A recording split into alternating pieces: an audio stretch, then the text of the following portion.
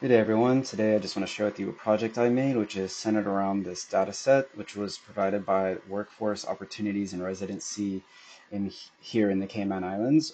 Basically this is the open job listings from Qs 1 through 3, 2025. So basically high level, what it is here is I make a database to ingest that data. Then I'm going to make an API which exposes that data, and then I kind of demo a possible use case with a Jupyter notebook doing data analysis, taking the data from this API. Okay, so we're going to focus on the first layer of the project, and that's going to be the database. So interested in the documentation, just check out the design MD file where I document the database. But here also just looking at the structure of the project, PyProject kind of template with a source and app, and then the subdirectories underneath. But here you can see the schema. So for ingesting from CSV into the database, I use a staging table to take the data from into the other tables. And the pattern I kind of follow is I have these transaction blocks, and in it I have these common table expressions that's just kind of taking the data from the staging table and then inserting into the table. And then I have a check that it needs to pass before I commit the data to the database, just using this procedural statement. And if it doesn't pass that check, an exception is going to raise and that data is not going to be committed. But here in another module, I have done some exploratory data analysis at the SQL layer. So let's just get into pysql from here so I can show you the database directly. Okay, so here we can take a look at the tables inside the database. But here, let's execute some of these queries. So this first one's going to be the average pay by industry in the rankings. And I'm just using these window functions and these rank functions. But here we could see that financial and insurance activities is number one. But we could go a step further and try to see the ranks of the sub-industries. So that's what this query right here is doing. So let's copy and paste this into terminal. When we execute this, we can see that legal services is actually the highest paying sub-industry, although it belongs to the second highest paying industry overall. So next, I'm going to show you the entity relationship diagram where we can see the central entity fact table and these other 8 tables as dimensions. Now, because we have these 8 tables, there's going to be 8 joins, so I made these indices to kind of speed up these joins and then also to speed up the searches on the query parameters for the API. But here we're going to execute one and we can take a look at the query plan.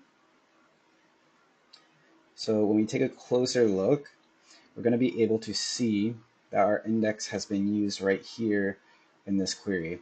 Next, I want to kind of show how the database gets connected to the API. We're going to use scikit-learn to connect Postgres to Python. And here, you can see this function that I have, which is just going to create a connection pool which will pass to our API.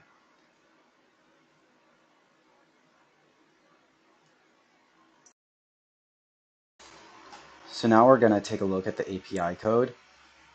So I have it in this API subdirectory where it has 2 modules, the main module and the root logic, but let's take a look at the logger as well because I'm logging the API as it runs using the logging module.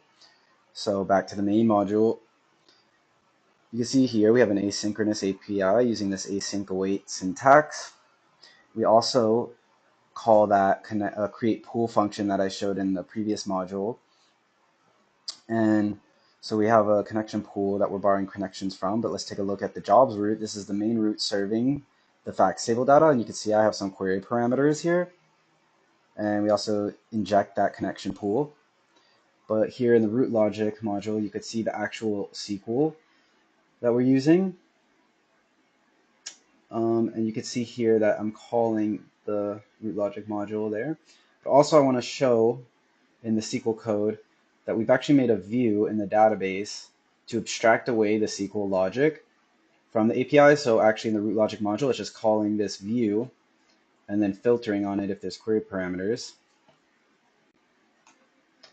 But next, let's show you the API in action. So let me just start it up here.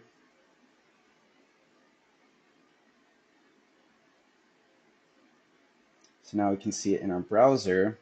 I'm actually not going to show the jobs table because there's sensitive data. These are real job listings, and I don't want to show the employers. But here we can just take a look at the industries.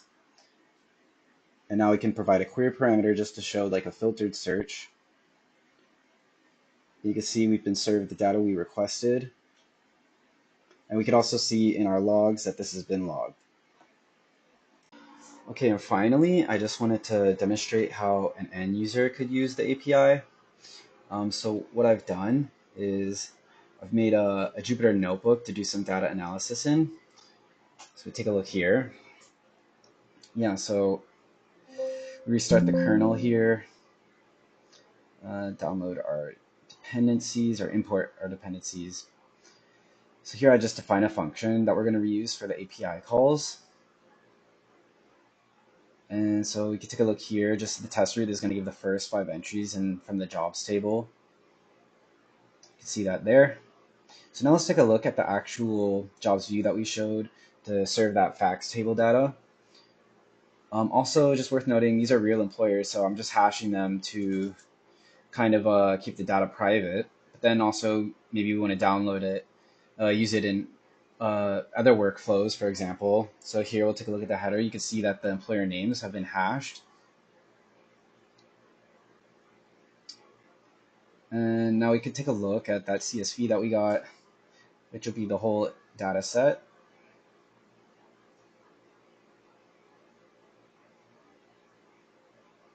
And you can see all the firms, they've been hashed now. We got 14,000 rows in the entire data set, but I'll just kind of give you a brief overview of this data set. You can take a look at the columns if you'd like. Now we're just going to continue on through the notebook. So I want to demonstrate the jobs route. This is serving the main data of the database. So here is a query parameter that we use. We can use the integer IDs or the strings. So here we can show an example using the strings. Insurance, so as long as a substring exists for one of the names, we'll get some data back, and we can see it exists for financial and insurance activities. But now maybe we want to visualize the data like how we looked at earlier, the rankings of the different industries.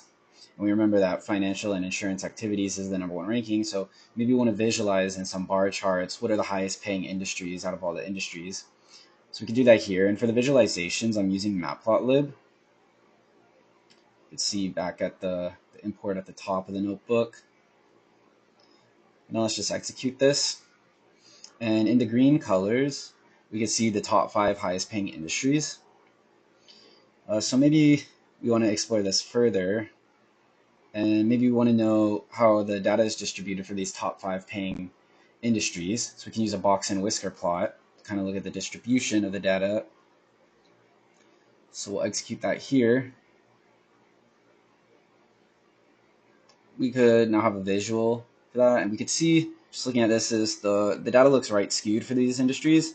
So this could suggest that there's like some extreme salaries pulling the average up, maybe executive or like the top level compensation is much higher than the juniors or seniors. So those are bringing up the average. You could read in more detail there. And maybe we want to look at a regression for education on our expected salary. We could see that it generally is going upward for our education level. So using scikit-learn, we can model this data and get a visualization.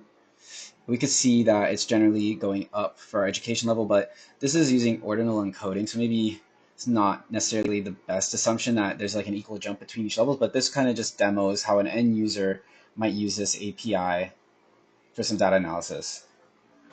One thing I don't want to forget to mention is that we've also written some tests for our API, and this is just to make sure that database and API are integration tested and the data is being served correctly from the database through our API. And so we wrote these using PyTest and the fastapi test client class. We can see here we've just written a bunch of test functions. We're going to run it just to verify that we're getting our data served correctly through the API, and we passed all our tests. Okay, for the last part of the video, I just want to talk about some of the resources I used in making this project. And this is my first time kind of using the O'Reilly books, just wanted to mention them. So the first one I went through was Learning SQL by Alain Beaulieu, and this is a pretty good book for learning anything about SQL. It kind of is like a good reference, goes through everything. Let's see. This is where I kind of use my reference for transactions, and then just the views and indices and constraints, and then also the analytic functions. But this was a really helpful book. And then just for referencing when I was making the API, this is a really good book as well. Design rulebook for REST APIs. And the other book I used was this Introduction to JavaScript Object Notation, JSON. Just because data is being returned in JSON was a pretty helpful book. Thank you very much for watching my video. This was my project. You can see the GitHub here. If you have any feedback you'd like to leave, just please leave it in the comments. And if you'd like to talk to me further in more detail about this project, please feel free to reach out. Thank you very much.